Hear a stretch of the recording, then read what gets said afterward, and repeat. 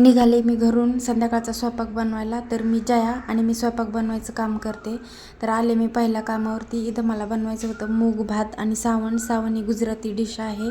मुगाच्या पाण्यापासून आणि थोडंसं बेसनाचं घोल टाकून ही बनवलेली असते. त्यात कोकम आणि टोमॅटो टाकून ती बनवतात. तर रेडी ती सावण. त्यासोबतच मी भात मूग मसाला मिक्स करून आणि पोळ्या पण रेडी आहेत. तर मी निघाले. किचन क्लीन वगैरे करून झालं आहे सगळं आणि मी चालले दुसऱ्या कामावरती. दुसऱ्या कामावर मी बनवलं अंडे बॉईल केले. त्यासोबतच मी बीट गाजर आणि ॲपलचं ज्यूस बनवलं आणि त्याच्यानंतर कांद्याचे पराठे बनवले मस्त क्रिस्पी असे. तुम्ही पाहू शकता कलर कसा आला आहे. खूप मस्त आणि टेस्टी झाले होते. तर ते पण काम झालं आहे आणि आता मी किचन क्लीन करून दुसऱ्या कामावरती आले. तिथं डाळ तडका कांद्याची पात आणि चपात्या बनवल्या होत्या मी. तर ते पण काम माझं झालेलं आहे. आता मी निघालेली आहे माझ्या घरी.